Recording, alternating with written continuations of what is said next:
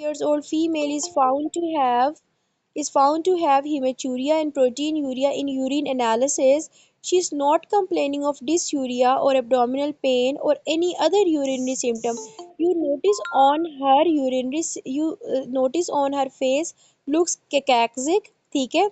Her buccal fat pads are absent and eye appears shrunken, ठीक है.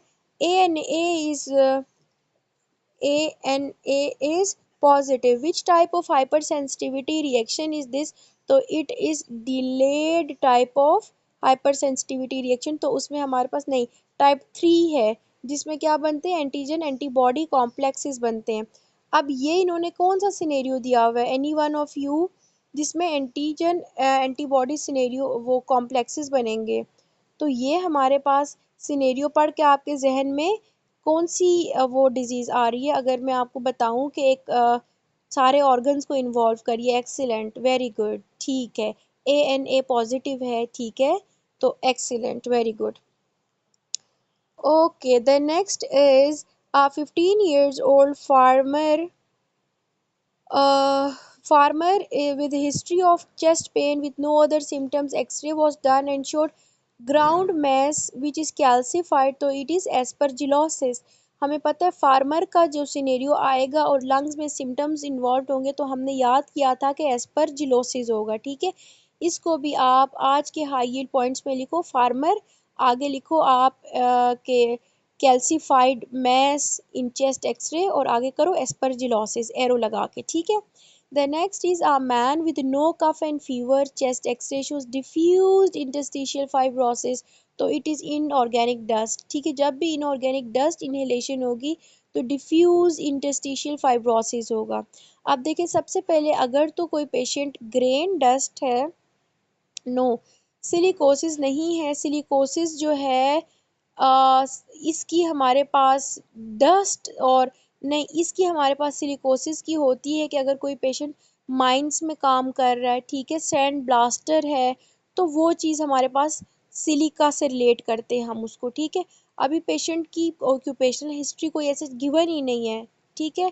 तो ये बहुत ही वैसे सिनेरियो कंप्लीट नहीं है. This MCQ scenario is incomplete, ठीक है. आपसे पेपर में जब भी पूछेंगे चीज़ों को वो मेंशन करेंगे. आगे देखें और आपका ये कॉन्सेप्ट फर्दर मैं क्लियर करती हूँ कि ग्रेन डस्ट इनहेलेशन से फार्मर लंग डिजीज़ हो जाता है, ठीक है.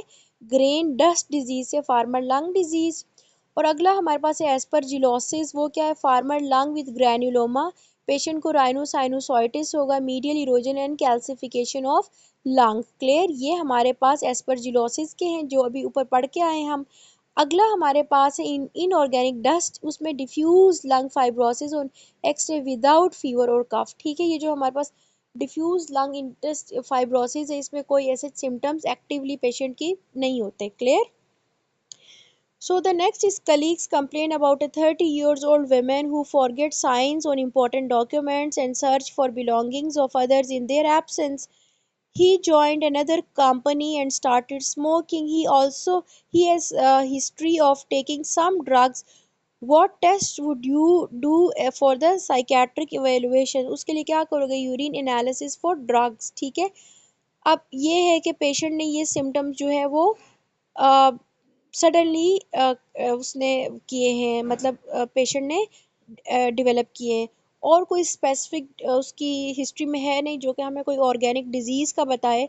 तो हमें कोई थायराइड प्रोफाइल या कोई बीटा एचसीजी कुछ भी नहीं करवाना, यूरिन एनालिसिस करवाएंगे. ये क्या है, कोई इसने intoxication of any kind of drug होगी तो वो हमें मिलेगी, ठीक है.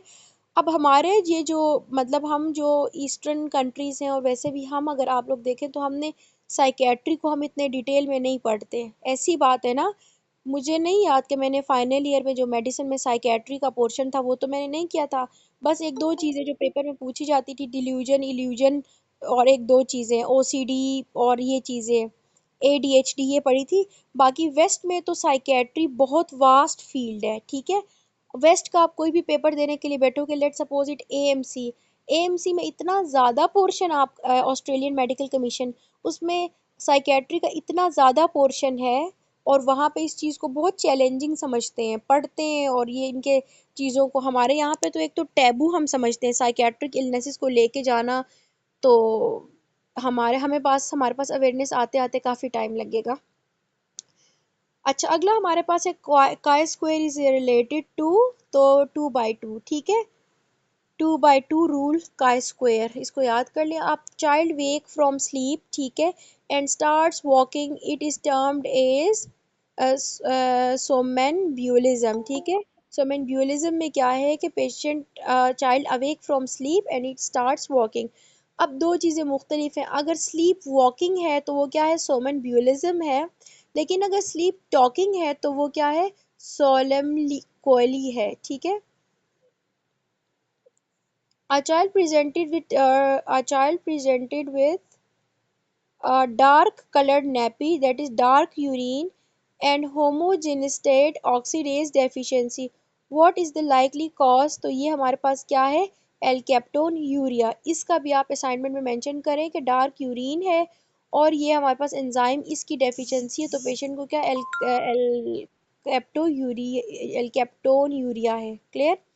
अगला हमारे पास है गैस्ट्रेक्टमी वॉज परफॉर्म्ड 1.2 लिखा हुआ है, 1.2 years back and now presented with tingling sensation, ठीक है। पेशेंट को टिंगलिंग सेंसेशन हो रही है हिस्ट्रेक्टमी के बाद, और इन्वेस्टिगेशन एमसीवी M112 यानी एमसीवी काफ़ी ज़्यादा बढ़ा हुआ है, ठीक है। कोई मैक्रोसिटिक कुछ है, तो इससे हमें क्या पता चलता है कि परनिक्शियस एनीमिया हो गया पेशेंट को। अब आपने जो है विटामिन B12 की डेफिशिएंसी की वजह से पेशेंट को क्या हो गया, परनिशियस एनीमिया हो गया। क्लियर। अब हमें पता है कि विटामिन B12 जो है वो क्या करता है। आज ही अगर आप लोगों ने मेरी बायोकेमिस्ट्री की क्लास ली है तो विटामिन B12 जो है वो उसकी डेफिशिएंसी में इमेच्योर्स बड़े बड़े सेल्स रिलीज हो रहे थे जो कि मेगैलोब्लास्टिक एनीमिया कॉज कर रहे थे, जो मैक्रोसिटिक एनीमिया था। तो यहाँ पे विटामिन B12 की डेफिशिएंसी हो गई गैस्ट्रेक्टमी के बाद, जिसकी वजह से पेशेंट ने क्या कर लिया है, परनिशियस एनीमिया डेवलप कर लिया। क्लियर। अच्छा, अब इसमें ये कि इन्होंने कहा है कि अगर विटामिन B12 की डेफिशिएंसी एनीमिया मेंशन्ड हो या मैक्रोसिटिक मेगैलोब्लास्टिक एनीमिया मेंशन्ड हो तो हमेशा प्रेफर करना। अगर वो सिनेरियो में नहीं है तो आपने फिर करना है परनिशियस एनीमिया, क्योंकि परनिशियस एनीमिया एक ऑटो इम्यून डिजीज़ है और इसमें एंटीबॉडीज़ बनते हैं, और सेल्स की मेचूरेशन, रेड ब्लड सेल्स की मेचूरेशन नहीं होती, तो वो भी मेगैलोब्लास्टिक एनीमिया के साथ ही प्रेजेंट करते हैं। ओके, या इन्होंने कोई history of auto immune disease भी मेंशन नहीं की। अच्छा, मैंने आज नवंबर अटेम्प्ट वालों की रफ़ी ली है, बायोकेमिस्ट्री की क्लास ली है, नवंबर अटेम्प्ट नॉट अगस्त। अगला हमारे पास है pregnant women having history of consumption of fast food presented with anemia and raised MCV. What is the probable cause? Fast food के साथ आपने हमेशा याद रखना है फॉलिक एसिड डेफिशिएंसी होती है। आप आज के नोट्स में मेंशन करो फास्ट फूड, आगे एरो लिखो और आप फिर मेंशन कर दो कि फॉलिक एसिड डेफिशिएंसी होती है। Clear. Folic acid is found naturally in green leafy vegetables, ठीक है, and the fast food consumption can lead to folic acid deficiency. आज का जो बायोकेमिस्ट्री का लेक्चर था उसमें मैंने आपको ये भी बताया था कि जो ग्रीन लेफी वेजिटेबल्स हैं these are rich in folic acid, ठीक है। तो यही वजह होती है हम फीमेल्स को अर्ली प्रेगनेंसी में क्या कहते हैं, आपने ग्रीन लीफी वेजिटेबल्स खाने, ताकि फॉलिक एसिड की डेफिशिएंसी ना हो। Clear. A 62 years old patient presented with cirrhosis. Patient of cirrhosis presented with edema and swelling of legs. The mechanism of edema in case of cirrhosis is which of the following? Decreased plasma colloid, uh, ठीक है, osmotic pressure. तो ये जो हमारे पास cirrhosis का patient है उसके अंदर क्या होगा कि decrease plasma colloid oncotic pressure, तो उसकी वजह से स्वेलिंग के साथ पेशेंट प्रेजेंट करेगा। Oncotic, yes. अब कोलॉइडल, ठीक है। अब आप लोगों ने क्या करना है, एक ही नाम है, ऑनकोटिक कह दो, कोलॉइडल कह दो, प्रोटीन कह दो। अच्छा, आप लोग असाइनमेंट में नोट करो कि आप लोगों ने मुझे बताना है कि डिफरेंट डिजीजेस में जो एडिमाज होते हैं उनमें कॉज क्या है। जैसे हार्ट फेलियर में एडिमा का कॉज क्या है, नेफ्रोटिक सिंड्रोम में क्या है, ठीक है, सिरोसिस में क्या है। ये आपको वैसे सीपीएसपी में अक्सर पूछा जाता है, मैं इसलिए कह रही हूँ। 5-6 पॉइंट्स हैं, ये लिखने हैं और आपने असाइनमेंट वाले ग्रुप में शेयर करना है। द नेक्स्ट इज एक्सीलेंट, ठीक है। अच्छा, अगला हमारे पास है NMYC mutation occurs in neuroblastoma. ये जो हमारे पास न्यूरोब्लास्टोमा है, NMYC जीन की म्यूटेशन हो रही होती है, इसलिए न्यूरोब्लास्टोमा होता है। A patient has lower respiratory tract infection for many days. On histology as respiratory tract, which of the following still be damaged? तो it is cilia, ठीक है, विल बी डैमेज। तो ये हमारे पास है cilia. Lower respiratory tract infection में damage होते हैं cilia, clear. Upper respiratory tract infection में आप इस तरह की कोई चीज नहीं देखोगे। A patient received purified protein derivatives after 24 hours. She developed an indurated area along with macrophages. Most likely it is T lymphocytes. वो जो indurated area होता है किस वजह से होता है? It is due to T lymphocytes, clear, T lymphocytes की वजह से होता है।